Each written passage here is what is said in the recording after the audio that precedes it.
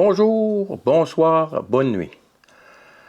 Bienvenue sur la chaîne YouTube Vive avec le créateur ou la vidéo pour la 35e vidéo. Aujourd'hui, le chapitre 24 de Matthieu, partie 2. Comme toujours, les passages sont tirés de la Bible, version Louis II, 1910. Dans la vidéo précédente, nous avons vu dans le chapitre 23 de Matthieu que la condition incontournable pour le retour de Jésus est que la nation entière d'Israël le reconnaisse comme leur Messie, leur Christ. Ensuite, nous avons affirmé qu'il est nécessaire d'étudier les textes de Marc 13 et Luc 21 en parallèle avec le texte de Matthieu 24 pour avoir une vision complète de la réponse de Jésus à ses disciples. Et en préparant cette étude, j'ai même constaté que le chapitre 16 de l'Évangile de Jean est très pertinent au cadre de la réponse faite par Jésus à la question de ses disciples. Donc nous allons aller dans Matthieu 24 au verset 3 pour voir quelle est cette question aujourd'hui.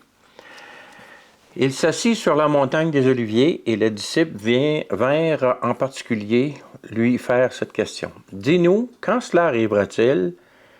Et quel sera le signe de ton avènement et de la fin du monde? » Nous avons aussi découvert que dans son discours du jour de la Pentecôte, Pierre, poussé par l'Esprit Saint, prophétisa que la réception de l'Esprit Saint dans l'Église marque aussi le début des derniers jours. C'est ce que nous voyons dans Acte 2, au verset 14 à 17. Alors Pierre, se présentant devant avec les 11, éleva la voix et leur parlant en ces thèmes. Hommes juifs et vous tous qui séjournez à Jérusalem, chassez ceci et prêtez l'oreille à mes paroles. Ces gens ne sont pas ivres comme vous le supposez, car c'est la 3e heure du jour. Mais c'est ici ce qui a été dit par le prophète Joël.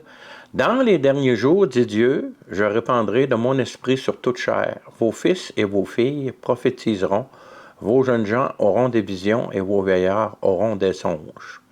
Au début du verset 17 ici, c'est marqué « Dans les derniers jours, dit Dieu ». Voyons ce que Joël, dans le texte de Joël, qu'est-ce qui est écrit? À Joël 2, au verset 28 à 32. « Après cela, je répandis mon esprit sur toute chair. Vos fils et vos filles prophétiseront, vos vieillards auront des songes et vos jeunes gens des visions. Même sur les serviteurs, sur la servante, dans ces jours-là, je répandrai mon esprit. » Dans ces jours-là. Je ferai paraître des prodiges dans les cieux, sur la terre, du sang, du feu, des colonnes de fumée. Le soleil se changera en ténèbres et la lune en sang, avant l'arrivée du jour de l'Éternel, de ce jour grand et terrible. Alors quiconque invoquera le nom de l'Éternel sera sauvé.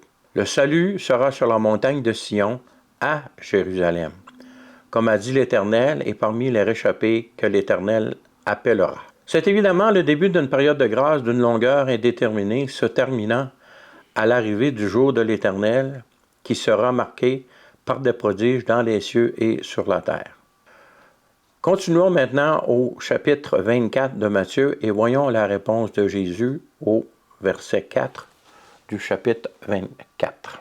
Jésus leur répondit, « Prenez garde que personne ne vous séduise, car plusieurs viendront sous mon nom, disant, c'est moi qui suis le Christ, et ils séduiront beaucoup de gens. Vous entendrez parler de guerre et de bruit de guerre, gardez-vous d'être troublés, car il faut que ces choses arrivent, mais ce ne sera pas encore la fin. Une nation s'élèvera contre une nation et un royaume contre un royaume.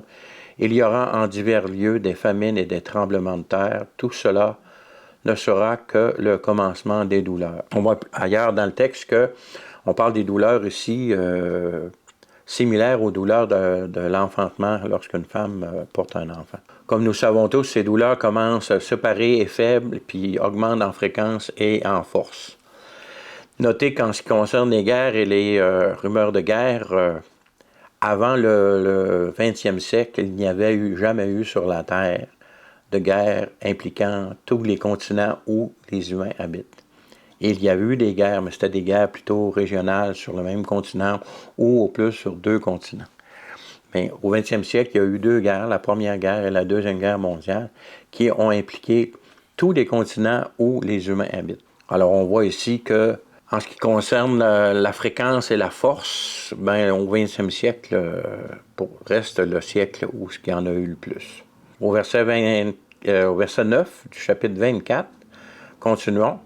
Alors on vous livrera au tourment, et l'on vous fera mourir, et vous serez haïs de toutes les nations à cause de mon nom. Alors aussi plusieurs succomberont, et ils se haïront les uns les autres. Dans leur évangile, Marc et Luc ajoutent des encouragements pour cette période difficile. Marc 13, au verset 11, il dit « Quand on vous emmènera pour vous livrer, ne vous inquiétez pas d'avance de ce que vous aurez à dire, mais dites ce qui vous sera donné à l'heure même, car ce n'est pas vous qui parlerez, mais l'Esprit Saint. » Quant à Luc, lui, au verset 13 du chapitre 21, dit « Cela vous arrivera pour que vous serviez de témoignage. Mettez-vous donc dans l'esprit de ne pas préméditer votre défense, car je vous donnerai une bouche et une sagesse à laquelle tous vos adversaires ne pourront résister ou contredire. » On voit ici que c'est des détails encourageants, voulant dire, quand ça va vous arriver, l'Esprit Saint va être là pour vous soutenir, pour vous encourager. Vous ne serez pas abandonnés. Donc, ça vaut la peine de persévérer et d'être fidèle au Seigneur Jésus. Matthieu 24, verset 11 dit « Plusieurs faux prophètes s'élèveront et séduiront beaucoup de gens. Et parce que l'iniquité se sera accrue, la charité du plus grand nombre se refroidira. » Ici, on peut dire « Parce que l'injustice se sera accrue, l'amour du plus grand nombre se refroidira. » Verset 13 « Mais celui qui persévérera jusqu'à la fin sera sauvé. Cette bonne nouvelle du royaume sera prêchée dans le monde entier pour servir de témoignage à toutes les nations. Alors viendra la fin. » Jésus, dans ces passages, donne ici les différents événements qui se produiront au fil des époques pendant cette période de grâce, précisée par Pierre à partir du texte de Joël. Cette information est donc donnée pour chaque personne de tout temps qui vivront pendant cette période et qui témoigneront du nom de Jésus par l'Esprit Saint, comme c'est devenu possible depuis sa première effusion, lors du jour de la Pentecôte qui suivit l'ascension de Jésus vers son Père, pour qu'il s'assoie sur son trône à la droite du Père. Dans le chapitre 16 de l'Évangile de Jean, nous avons des détails supplémentaires pour cette période. Jean 16, au verset 1, nous dit « Je vous ai dit ces choses afin qu'elles ne soient pas pour vous une occasion de chute. Un homme averti en vaut deux, dit le proverbe. » Alors ici, Jésus avertit ses disciples de ces choses afin qu'ils puissent résister et ne pas chuter. Verset 2 continue. « Ils vous excluront des synagogues, donc des religions, et même l'heure vient où quiconque vous fera mourir croira rendre un culte à Dieu. Ils agiront ainsi parce qu'ils n'ont connu ni le Père, ni moi, dit Jésus. Prenez donc garde que personne ne vous séduise, que Jésus a exhorté en tout premier. Nous devons jamais oublier que tout mouvement religieux qui nie le Père ou le Fils, car les deux sont inséparables, sont sous l'influence d'esprits qui ne sont pas l'Esprit Saint, qui lui ne fait que glorifier le Fils qui a ouvert le chemin à la réception de l'Esprit Saint par les humains et qui, l'Esprit Saint, nous donne les révélations qui viennent de Jésus, qui lui les a reçues directement du Père. Voyez-vous aussi que c'est indissociable. Donc, tout esprit qui nie le Père ou le Fils, ou qui nie le Père et le Fils, ce n'est pas l'Esprit Saint, ce n'est pas l'Esprit de Dieu, ce n'est pas l'Esprit du Créateur. Que personne ne vous séduise, dit Jésus au tout début du chapitre 24 de Matthieu. En Luc 13 et en Luc 21, c'est-à-dire, et Marc 13 aussi, le même avertissement nous est donné. Soyons attentifs et vigilants. Continuons au verset 7 du chapitre 16 de Jean, qui dit « Cependant, je vous dis la vérité, il vous est avantageux que je m'en aille, car si je ne m'en vais pas, le Consolateur ne viendra pas vers vous, mais si je m'en vais, je vous l'enverrai. » Donc, c'est Jésus qui envoie le Consolateur. « Et quand il sera venu, il convaincra le monde en ce qui concerne le péché, la justice, le jugement. En ce qui concerne le péché, parce qu'il ne croit pas en moi. Qui parle ici? C'est Jésus. Il ne croit pas en moi tel qu'il est vraiment, soit la parole de Dieu, soit le Fils de Dieu. Si tu crois en un Jésus qui pour toi n'est pas le Fils de Dieu, n'est pas la parole incarnée faite chair, tu ne crois pas au vrai Jésus. Verset 10 du chapitre 16. La justice, parce que je vais au Père et que vous ne verrez plus. Vous ne me verrez plus. Encore ici, l'affirmation que Jésus est le Fils de Dieu. Verset 11. Le jugement, parce que le prince de ce monde est jugé. Donc, l'esprit qui dirige ce monde, qui est en guerre contre la vérité, contre Jésus le Christ. Verset 12. J'ai encore beaucoup de choses à vous dire, mais vous ne pouvez pas les porter maintenant. Les apôtres, avant d'avoir reçu le Saint-Esprit lors du jour de la Pentecôte, avaient beaucoup de difficultés à comprendre certaines choses que Jésus leur donnait. Or, après la réception du Saint-Esprit, ces mêmes apôtres expliquaient aux autres ce que Jésus avait dit. Fait que vous voyez la différence ici. On parle vraiment d'un esprit qui vient directement de Dieu, d'où le nom de l'Esprit Saint. Dans le fond, c'est le Créateur qui habite dans l'humain. Cela a été rendu possible parce que Jésus-Christ, homme, a vécu une vie parfaite et a subi le châtiment du pécheur. Alors que lorsque tu reconnais que Jésus le Christ est ton sauveur, tu fais un échange de vie avec lui. Donc, devant Dieu, tu as une vie parfaite, ce que exige le Créateur parce qu'il est lui-même parfait. Et à cause de cette vie parfaite de Jésus le Christ, l'Esprit Saint peut venir habiter en toi parce que maintenant, le Père voit la perfection divine de la vie de Jésus en toi, même si tu restes un pécheur. Donc, l'humanité parfaite de Jésus fait comme une protection de l'Esprit Saint qui vient habiter en nous. C'est un peu le même principe que le savon. Tu sais, le savon, c'est une molécule qui aime le gras et qui aime l'eau. Donc, la saleté, en général, c'est gras. Lorsque tu utilises le savon, ben, le gras s'attache à la partie qui aime le gras. Et la partie qui aime l'eau s'attache à l'eau. Alors, lorsque tu te rinces les mains, la saleté est partie. Alors, c'est un peu ce qui arrive avec le sacrifice de Jésus-Christ, homme.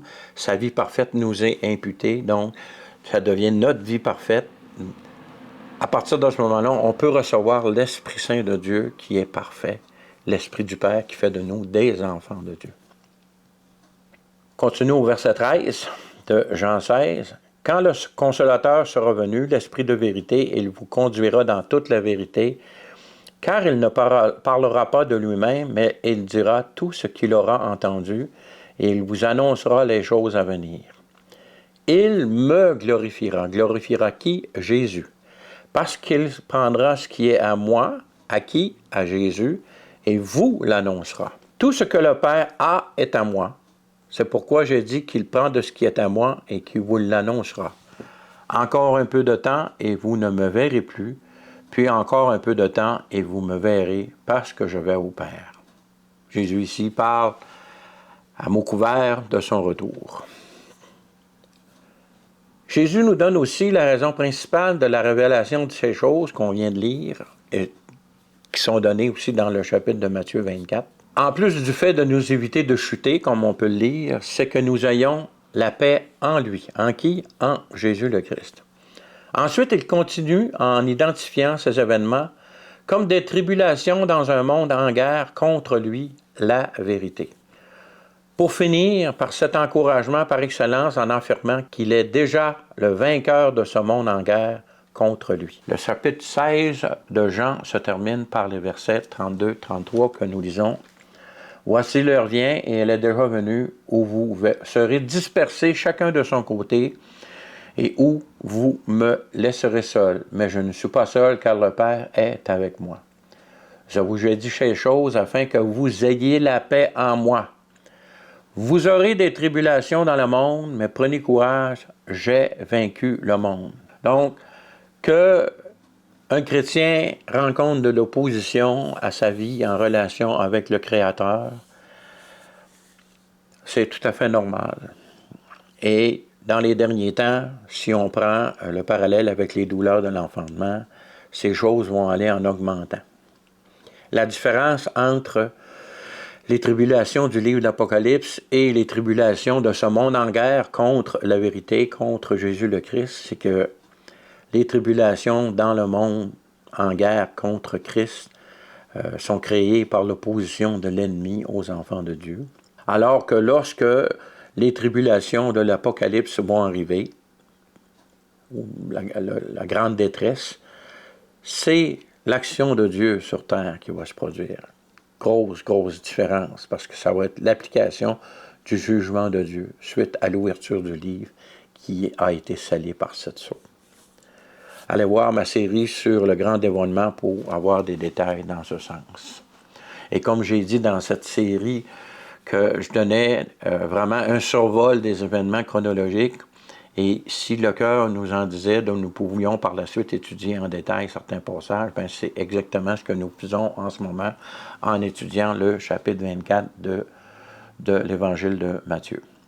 N'oubliez pas qu'on parle d'Évangile de Matthieu, Évangile de Luc, Évangile de Marc, mais que c'est sous l'inspiration de l'Esprit Saint, tel que Jésus vient de l'affirmer dans le texte que nous venons de lire, que ces gens-là ont écrit. Et même que j'ai mentionné que le fait qu'il y ait 4 évangiles, c'est que l'Esprit Saint voulait s'assurer que son message complet passe à ses enfants. Et voilà pourquoi il a utilisé 4 personnes différentes, 4 points de vue différents. Mais chacune de ces personnes-là ont été inspirées à partir de leur personnalité, ont été inspirées par l'Esprit Saint pour consigner les paroles que nous avons dans les évangiles.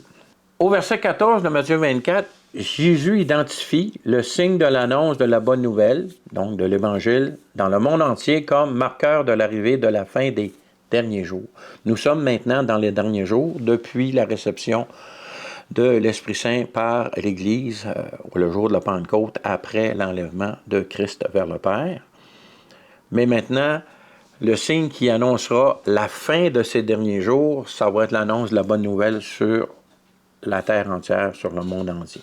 Donc, Matthieu 24, 14 dit « Cette bonne nouvelle du royaume sera prêchée dans le monde entier pour servir de témoignage à toutes les nations, alors viendra la fin. » Signe auquel il faut ajouter la condition incontournable au retour de Jésus que nous avons vu dans la vidéo précédente au chapitre 23 de Matthieu, le fait que la nation entière d'Israël reconnaisse Jésus comme le Messie ou leur Christ.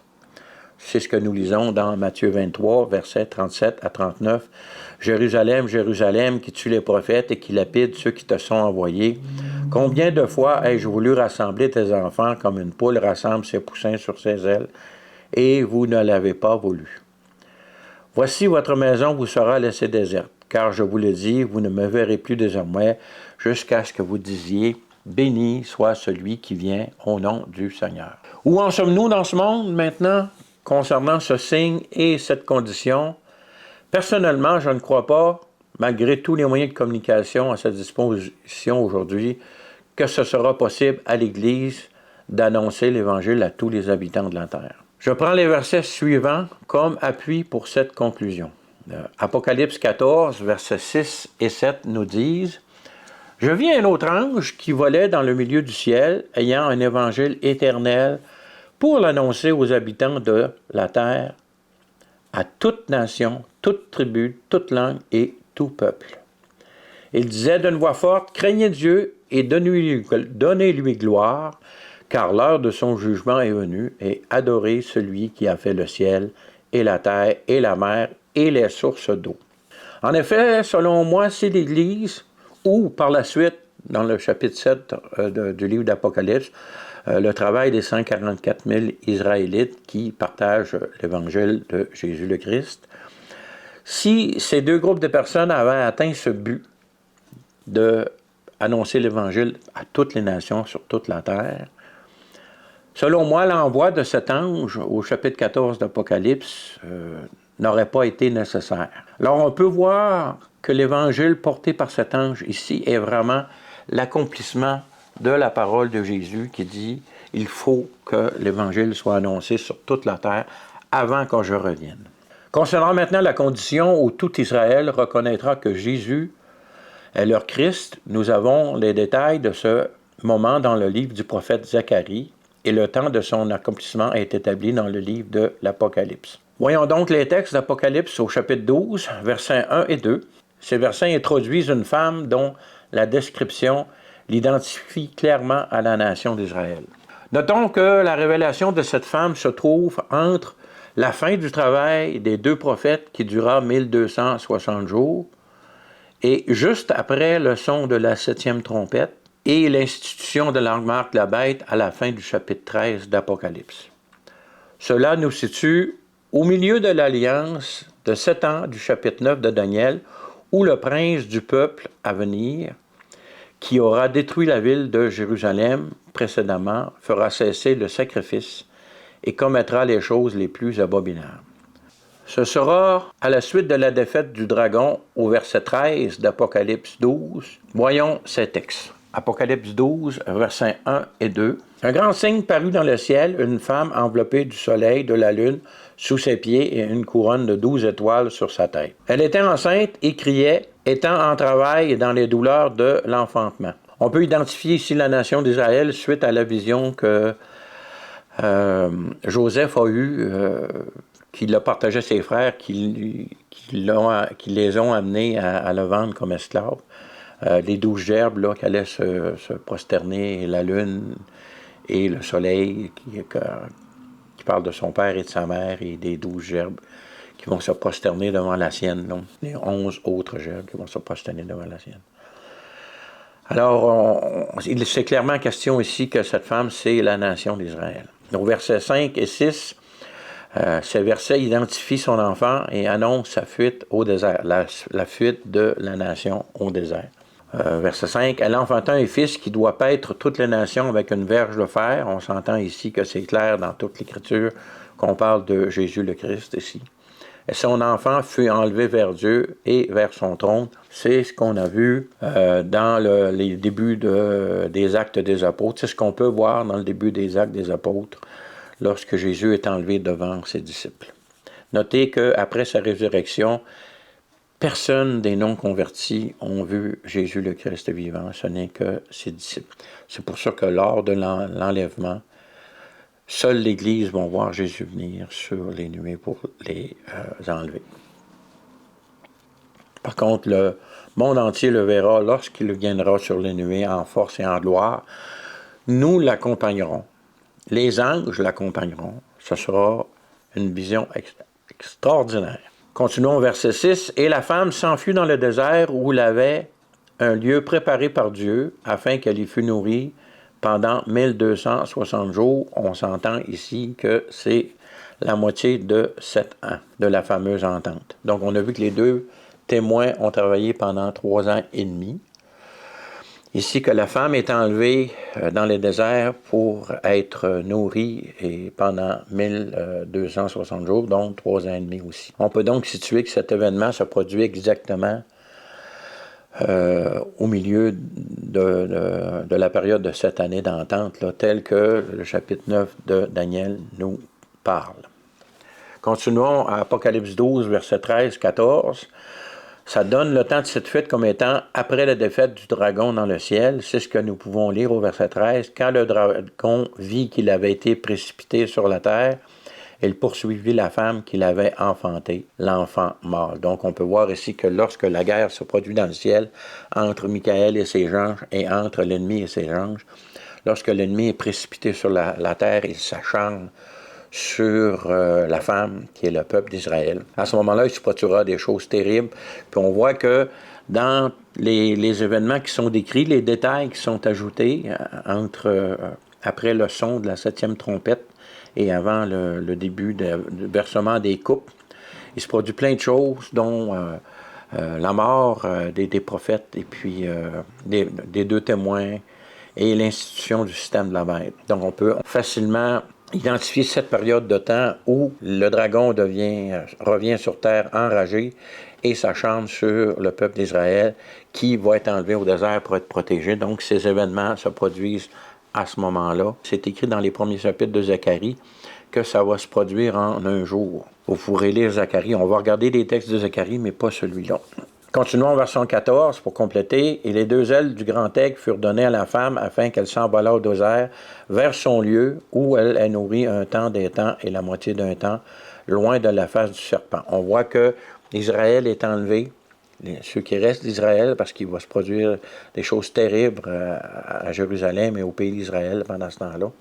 Mais ceux qui vont rester vont être enlevés au désert pour être protégés 3 ans et demi, donc pour les 3 dernières années et demie de l'entente de 7 ans, qui aura été brisée à ce moment-là. Voyons maintenant les textes de Zacharie. Nous allons aller au chapitre 12, verset 1. « Oracle, parole de l'Éternel sur Israël, ainsi parle l'Éternel qui a étendu les cieux et fondé la terre, et qui a formé l'esprit de l'homme au-dedans de lui. » C'est clair ici, on parle du Créateur. « Voici, je ferai de Jérusalem une coupe d'étourdissement pour tous les peuples d'alentour et aussi pour Juda dans le siège de Jérusalem. En ce jour-là, je ferai de Jérusalem une pierre pesante pour tous les peuples. Tous ceux qui la soulèveront seront meurtris et toutes les nations de la terre s'assembleront contre elle. » Si on regarde la façon de penser du monde entier envers Israël en ce moment, on voit que c'est en train de se produire, que Israël devient plus en plus haï et non toléré, spécialement par ses voisins proches, mais même sur la terre entière en ce moment. Il y a un sentiment anti-hébreu qui se développe. Même les États-Unis, avec le gouvernement en place en ce moment, qui ont toujours été un soutien majeur au pays d'Israël, au peuple d'Israël, relâchent ce soutien, même parle de diviser le pays, que les Israélites se sont acquis par des guerres où ce que Dieu a agi miraculeusement pour leur amener la victoire. Ici, on parle que toutes les nations de la terre s'assembleront contre elle.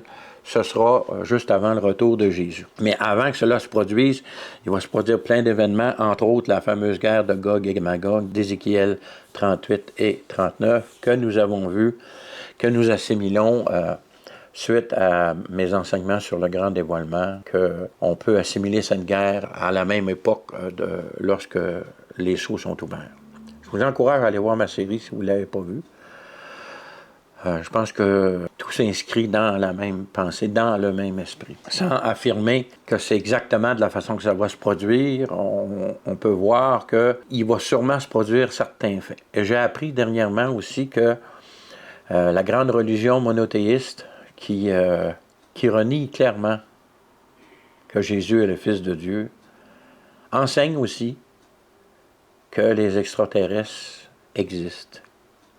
Donc, l'enlèvement de l'Église, l'avènement du grand leader charismatique qui parlera que l'Église a été enlevée par ses congénères.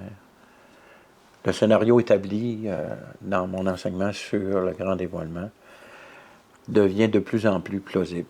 Continuons verset 4 de Zacharie 12. « En ce jour-là, dit l'Éternel, je frapperai d'étourdissement tous les chevaux et le délire, ceux qui les monteront, mais j'aurai les yeux ouverts sur la maison de Juda, quand je frapperai d'aveuglement tous les chevaux des peuples. Les chefs de Juda diront en leur cœur, les habitants de Jérusalem sont notre force, par l'Éternel des armées leur Dieu. En ce jour-là, je ferai des chefs de Juda comme un foyer ardent parmi du bois, comme une torche enflammée parmi les gerbes, et ils dévoreront à droite et à gauche tous les peuples d'alentour, et Jérusalem restera sa place à Jérusalem. L'Éternel sauvera d'abord les tentes de Juda, afin que la gloire de la maison de David, la gloire des habitants de Jérusalem, ne se lève pas au-dessus de celle de Juda. » Ici, c'est des événements qui sont un peu difficiles à placer dans le temps, parce qu'il y a des éléments qui peuvent se produire directement avant le retour de Jésus, lors de la grande bataille finale, lorsque Jésus va revenir, ou celle-là de Gog et Magog, lorsque on parle de l'ouverture des sceaux. Mais on voit en ce moment, si on regarde la situation d'Israël en ce moment, ils ont le dessus sur les voisins, par leur force militaire, par leur intelligence. La partie qui manque des versets que nous voulons de lire, c'est qu'ils reconnaissent que ça vient de Dieu. Une partie, sûrement, le reconnaît, mais ce n'est pas toute la nation au complet. Et on continue au verset 8. « En ce jour-là, l'Éternel protégera les habitants de Jérusalem, et le faible parmi eux sera dans ce jour comme David, la maison de David sera comme Dieu, comme l'ange de l'Éternel devant eux. En ce jour-là, je m'efforcerai de détruire toutes les nations qui viendront contre Jérusalem. Ici, on ne parle pas de toutes les nations de la terre, mais ceux qui viendront contre Jérusalem.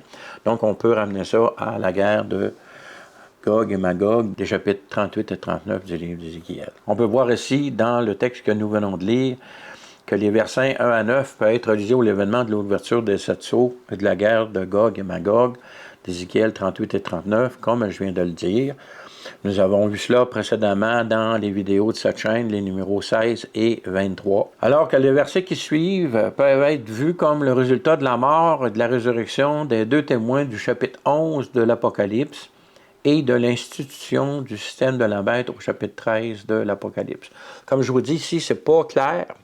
Je ne peux pas dire que j'ai une compréhension et une révélation complète là, de la séparation de ces événements.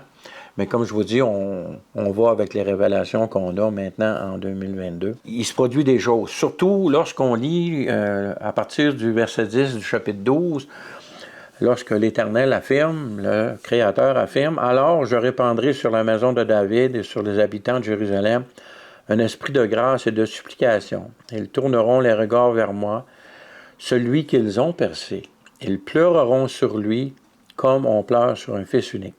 Ils pleureront amèrement sur lui comme on pleure sur un premier-né. En ce jour-là, le deuil sera grand à Jérusalem comme le deuil d'Adad-Rimnon dans la vallée de Megiddo. Le pays sera dans le deuil, chaque famille séparément, la famille de la maison de David séparément, et les femmes à part, la famille de la maison de Nathan séparément, et les femmes à part, la famille de la maison de Lévi séparément, et les femmes à part, la famille de Chiméi séparément, et les femmes à part, toutes les autres familles, chaque famille séparément, et les femmes à part.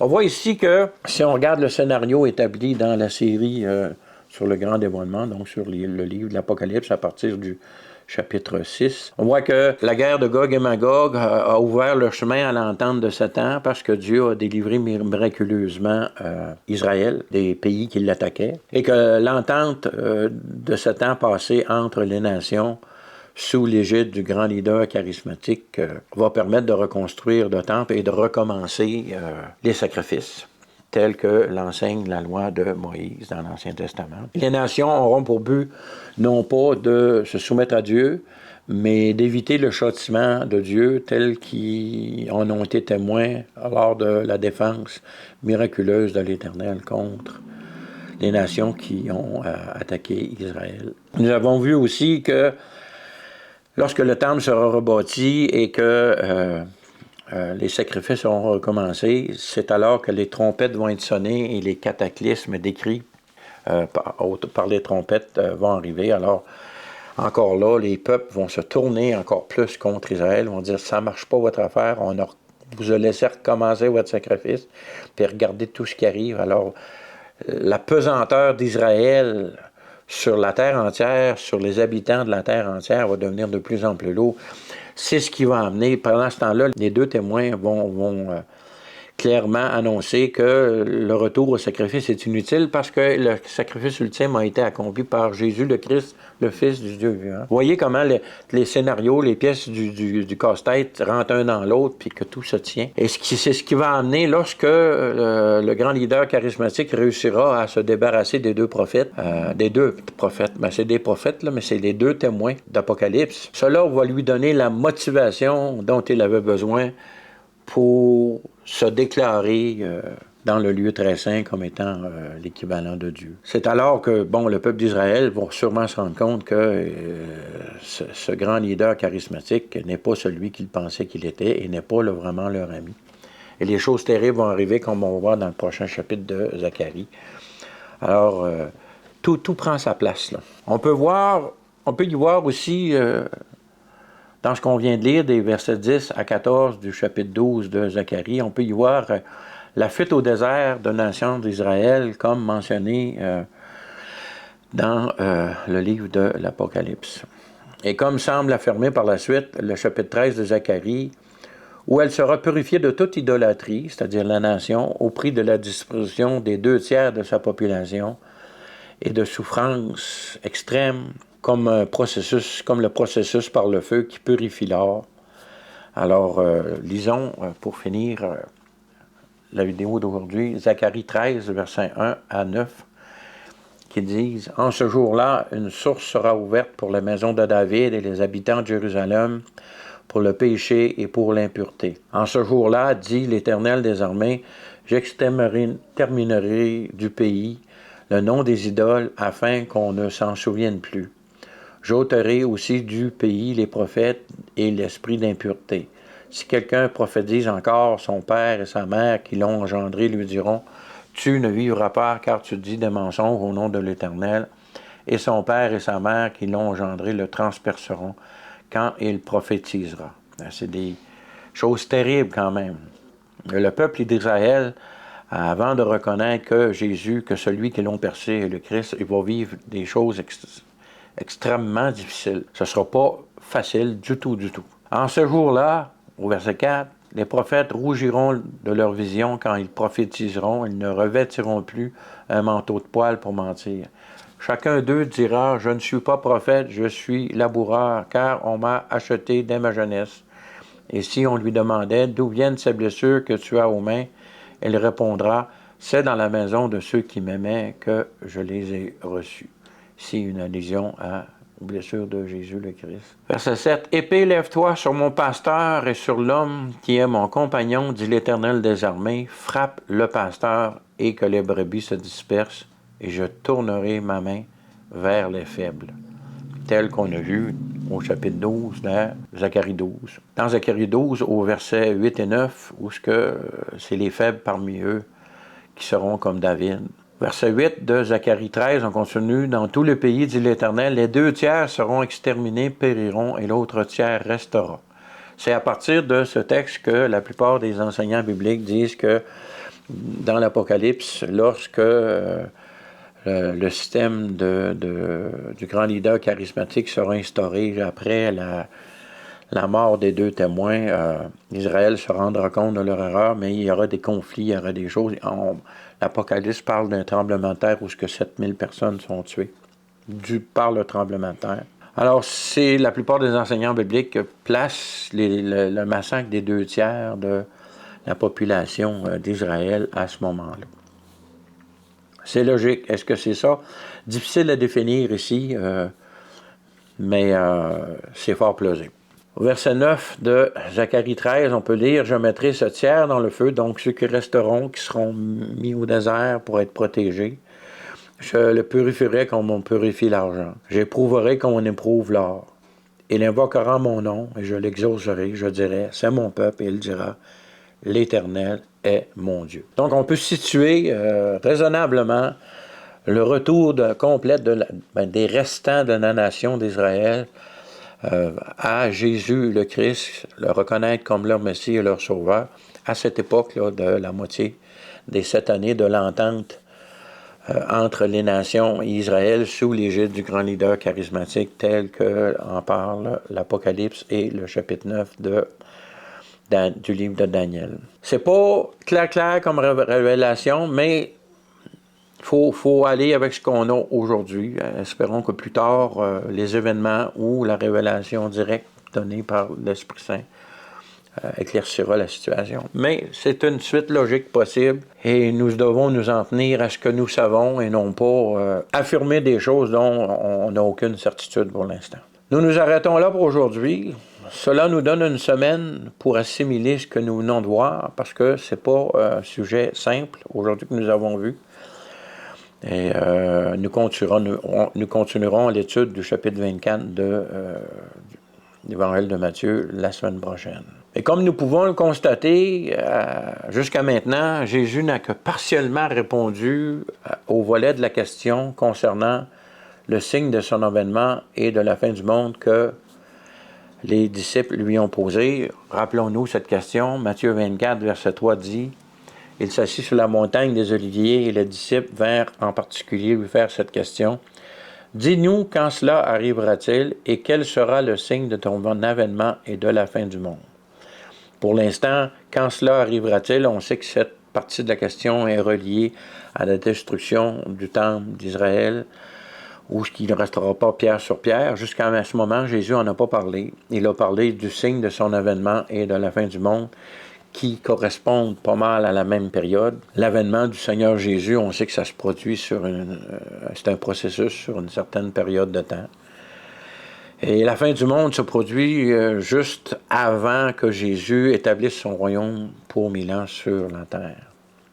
C'est à ce moment-là que les saints de l'Ancien Testament ressusciteront, que les martyrs de la période de la grande détresse sur la terre ressusciteront. Et ce sera le troisième et dernier ordre ou étape de la résurrection des justes qui se produit en 3 étapes, comme nous avons vu dans des vidéos précédentes. La semaine prochaine, nous verrons la réponse concernant la destruction du temple et la suite, la révélation de la suite des signes de la fin des temps. Si je vous demandais aujourd'hui, est-ce que la destruction du temple se trouve dans le chapitre 24 de Matthieu, je suis certain que vous me répondriez oui, c'est là que ça se trouve. Eh bien, regardez les textes comme il faut cette semaine de Marc 13, de Matthieu 24 et de Luc 21, et vous découvrirez des choses intéressantes. C'est ce que nous traiterons plus en détail ensemble la semaine prochaine. Sur ce, je vous dis, soyez bénis, à la prochaine, si Dieu le veut.